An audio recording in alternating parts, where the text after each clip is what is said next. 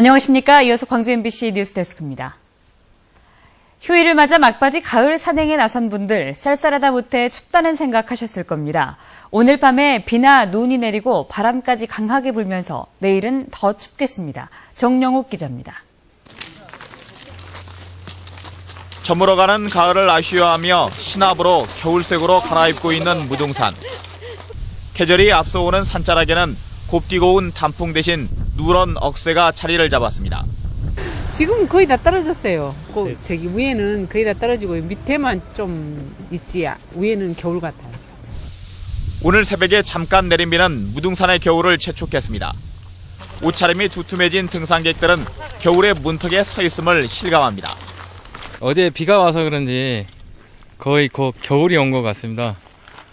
다음부터는 겨울 산행 준비를 해야 할 것 같습니다. 첫눈 소식이 전해진 내일 아침은 더 춥겠습니다. 오늘 밤 서해안과 일부 내륙 지역에는 1cm 미만의 눈이나 5mm 미만의 비가 내리면서 기온이 뚝 떨어지겠습니다. 내일 아침 광주는 3도, 낮 기온도 오늘의 절반 수준인 6도에 머물겠습니다. 기상청은 바람까지 강하게 불어 체감 기온은 더욱 낮겠다며 이번 추위가 주 중반까지 계속되겠다고 전망했습니다. MBC 뉴스 정용욱입니다. 광주와 전남 지역에서 새롭게 창업하는 업체 100곳 가운데 한 곳만이 3년 넘게 운영을 하고 있는 것으로 나타났습니다. 한국은행 광주 전남 본부가 발표한 자영업 현황에 따르면 창업 후 3년 이내에 폐업하는 비율이 99.3%에 이르고 있습니다. 특히 자영업자의 폭발적인 증가와 높은 폐업률 속에서도 휴게 음식점과 일반 음식점은 지난 3년 동안 900여 곳이 늘어난 것으로 조사됐습니다. 광주지방경찰청 보험범죄수사대는 입원 치료를 하지 않고 허위로 보험금을 타낸 혐의로 35살 장모 씨 등 보험사기 환자 31명을 입건했습니다.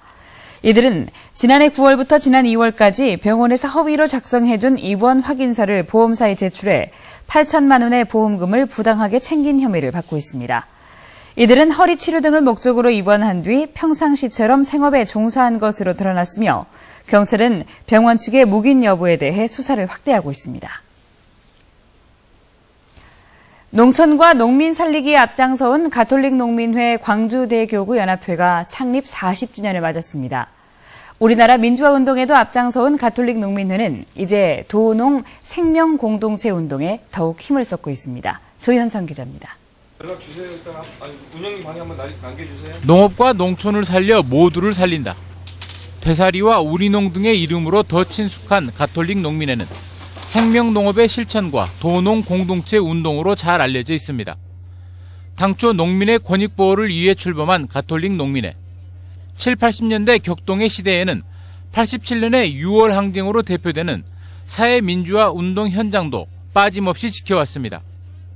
불의의 항의에서 정의를 위해서 싸웠던 그런 단체라고 보시면 되죠. 그게 이제 농민 권익과 다 일치되는 얘기고. 1990년대 초 생명공동체 운동으로 전환을 선언한 이후에는 우리밀 살리기와 우리농촌 살리기, 귀농운동 등을 이끌어왔습니다. 이 땅의 농민들은 물론 우리 사회 전체에 보다 나은 삶을 위해 노력해온 40년의 세월. 가톨릭 농민의 광주교구연합회는 이제 우리 농업을 지속가능한 생명산업으로 육성하는 데 힘을 보태겠다며 스스로에게 새로운 과제를 부여하고 있습니다. 생명공동체 운동을 조금 더 적극적으로 해보면 좋겠고, 그 일을 좀 더 제대로 하기 위해서는 농촌에 사람이 살아야 되고, 그런 공동체 운동, 귀농운동들이 앞으로 해보고 싶은 일이죠. 가톨릭 농민회는 내일 창립 40주년 기념 미사와 40년사 출판 기념회 등을 열고 우리 농업을 지켜가기 위한 새로운 출발을 다짐합니다. MBC 뉴스 조현성입니다. 광주시는 지난 13일로 유대회 선수촌 아파트 3,700여 세대 분양이 모두 완료됐다고 밝혔습니다. 선수촌 아파트는 한때 500여 가구가 남아 광주시 측의 재정 부담이 우려됐지만 분양 착수 1년 2개월 만에 모두 분양됐습니다. 현재 공정률 31%인 선수촌 아파트는 유대회 기간 동안 선수촌으로 활용된 뒤 2016년 초에 입주가 시작됩니다. 어젯밤 광주 전남에 내린 낙뢰로 한빛 원전 5호기의 출력이 한때 낮아졌습니다. 한빛 원전에 따르면 오늘 새벽 1시 7분 송전선로가 낙뢰를 맞아 한빛 5호기가 자동으로 발전 출력을 줄였습니다. 한빛 원전 5호기는 응급 복구 후 1시간 40분 만에 송전을 재개해 오후 3시쯤 정상 출력에 도달했습니다. 원전 측은 낙뢰로 발전소 기능에 문제가 생길 수 있어 자동으로 출력을 낮추도록 설계됐다며 원자로 등에는 문제가 없다고 밝혔습니다. 한국수력원자력이 한빛원전 2호기의 발전 중단을 유발한 사업자를 대상으로 손해배상 청구에 나설지 주목되고 있습니다. 한국수력원자력 한빛원자력본부에 따르면 지난 30일부터 한빛원전 2호기의 발전이 중단되면서 지금까지 최소 200억 원의 피해가 발생한 것으로 예상되고 있습니다.